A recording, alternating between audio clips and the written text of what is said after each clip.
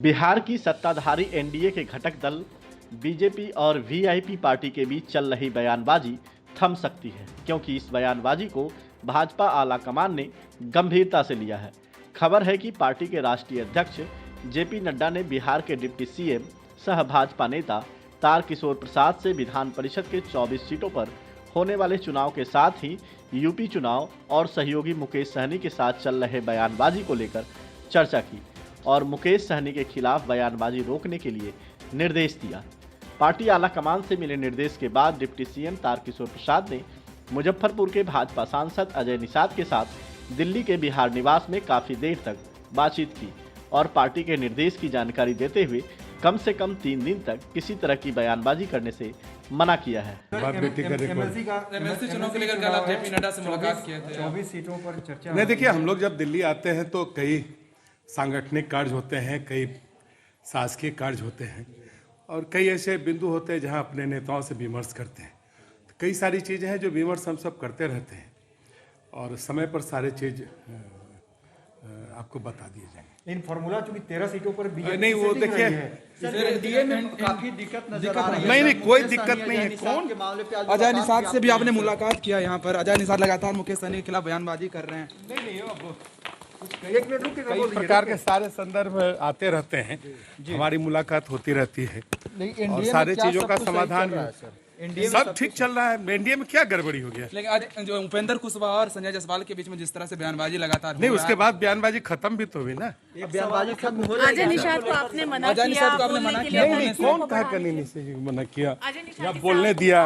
अरे हम लोग सामान्य शिष्टाचार भेंट होती रहती है, क्षेत्र के विकास के बारे में बात करने आए। मुकेश सहनी के खिलाफ लगातार बयानबाजी कर रहे हैं। नहीं, ठीक है, बातचीत हुई। हमारे एनडीए के घटक दल के नेता है श्री मुकेश सहनी जी, उन्होंने भी कुछ कहा होगा, इन्होंने भी कुछ कहा होगा, वो सारी चीजें समाप्त हो गई और हमारा जो एनडीए है, हम 4 घटक दल है, चारों मजबूती से सरकार चला रहे हैं, उसमें कहीं किसी प्रकार की कठिनाई नहीं है। कुछ इस तरह की गलतफहमियां आती हैं तो दूर भी होती हैं।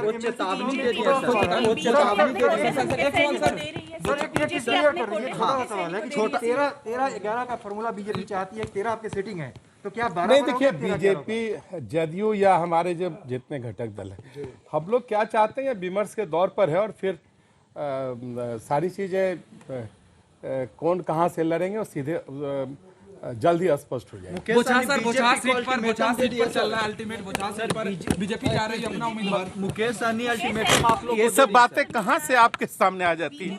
अजय निषाद साफ तौर पर बोचहा सीट पर हम सब मिलकर तय करेंगे। मुकेश सहनी अल्टीमेटम दे रही है सर आप लोगों को, अगर हम नहीं लड़ेंगे तो पार्टी से निकल नहीं, जाएंगे। पता नहीं, मुकेश सहनी से हमारी कोई बातचीत नहीं है। खबर है कि इस मुलाकात में सांसद अजय निषाद के तेवर मुकेश सहनी को लेकर काफी तल्ख थे।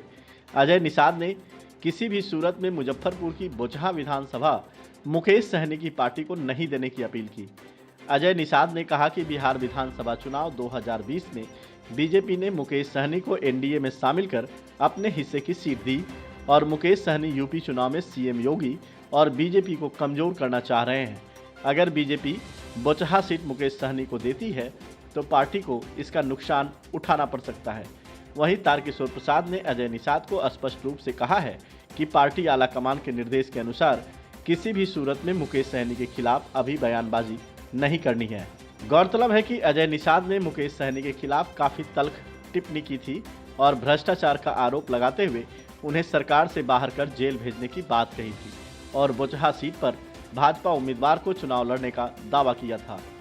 बोचहा सीट मुकेश सहनी की वीआईपी पार्टी के विधायक के निधन से खाली हुआ है, जहां उपचुनाव होना है। अजय निषाद के आरोप पर मुकेश सहनी ने कहा था कि बीजेपी का शीर्ष नेतृत्व उनके निषाद समाज को आरक्षण देने की मांग पर चर्चा करने के बजाय अपने नेताओं से गाली दिलवा रहे हैं। Bureau report, live India news, Delhi.